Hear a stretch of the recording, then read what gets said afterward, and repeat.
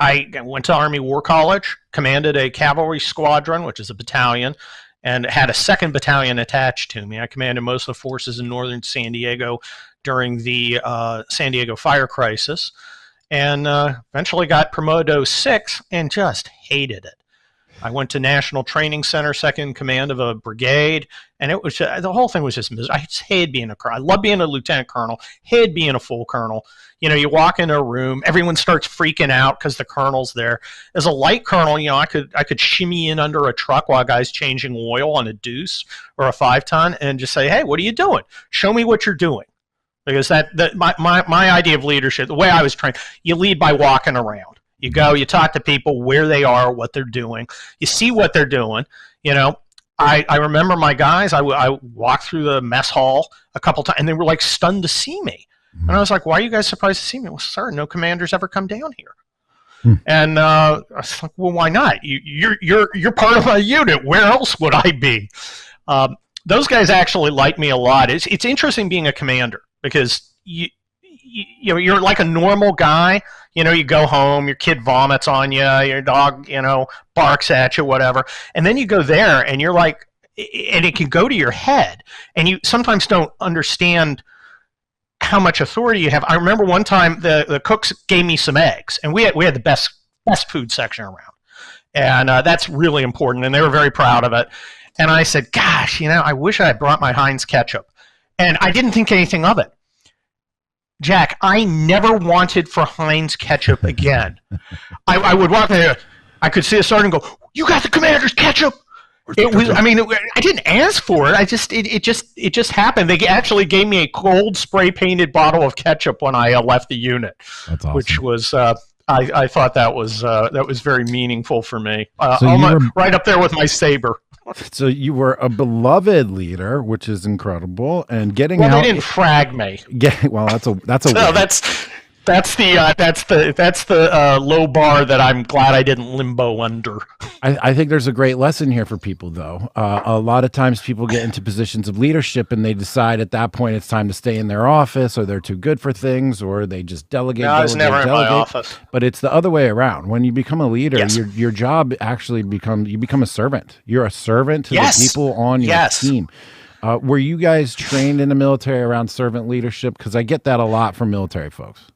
The best guys thought of it that way. Yeah. And I still kind of do it today. I will take the newest associate and say, you're going to be afraid to come in because sometimes I can sit in my office, because sometimes I have the door shut.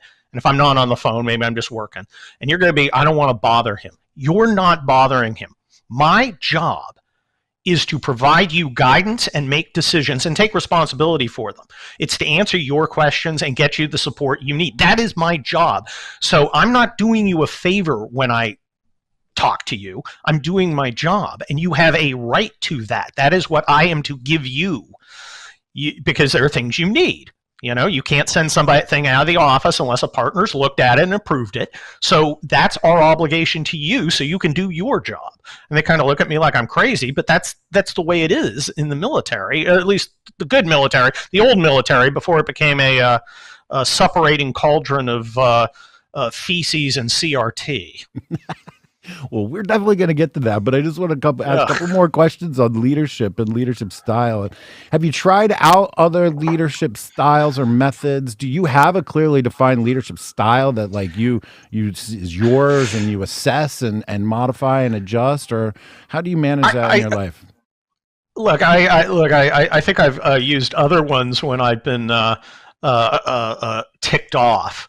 And one of the things is I try never to get mad at any of my own people. I freely get mad. I mean, you'll hear a stream of obscenities issuing from my office about some other attorney or something.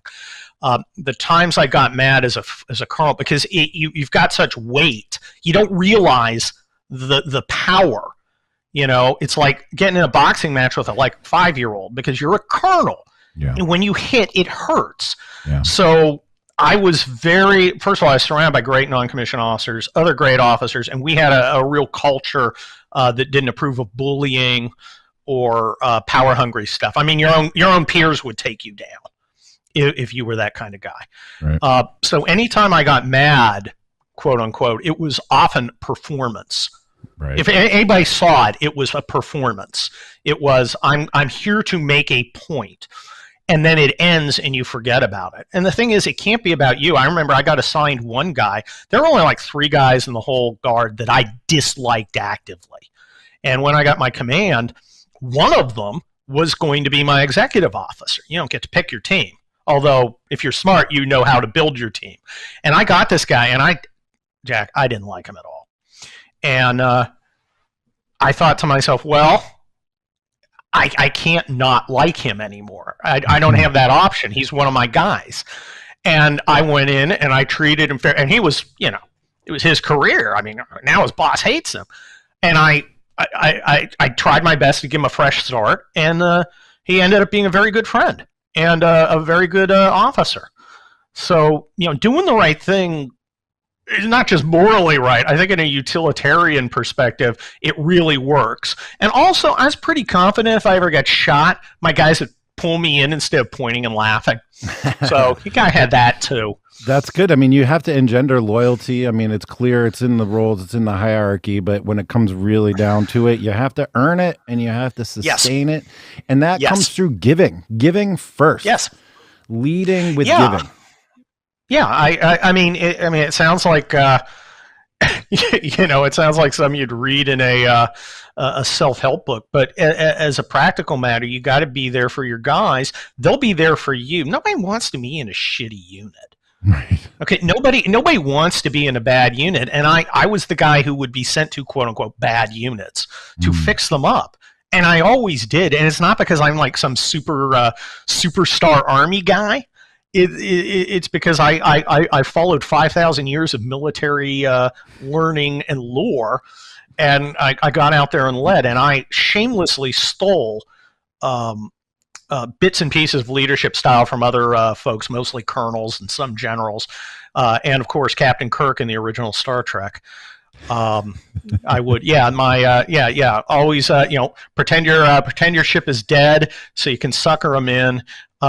Never show fear, and always score with the green alien chick. Yes. So he had lots of life hacks from Shatner. You point out something, and we come to a topic that I do want to dig into. You say you borrowed your leadership style by reading 5,000 years of military leadership and history and strategy. It's all there, right? Like people figured all this. There's no surprises. People figured this stuff out long time ago. And in fact, we figured out things like masculinity is a good thing. Masculine energy is a good thing.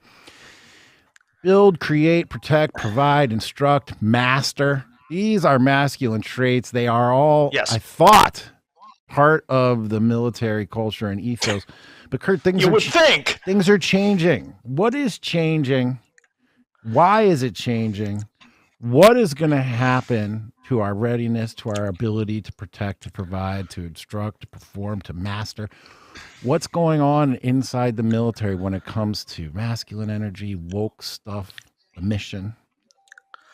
Well, we have been blessed, Jack. We have been blessed by having being led by such geniuses that 5,000 years of military history, and now they're finally going to get it right. Okay. The same guys who haven't been able to win a war in 20 years against a bunch of Toyota truck driving banditos are about to rebuild our military in a brand new image, and it's going to be better than ever. Move over, Hannibal. Scipio, sit your ass down. We got General Austin and his 60-day stand down for equity. Wait. What's this? What's a 60-day stand down for equity? What's that? Oh, he has some sort of 60-day period where we're all going to look at diversity and inclusion and all that other bullshit. And it is bullshit. The military, first of all, I mean, I feel like a sap when I use facts and evidence, like the fact that the military, right? Because nobody cares. Because I'm never going to convince them. Nope. The only person I'm going to convince is someone who doesn't know anything about it.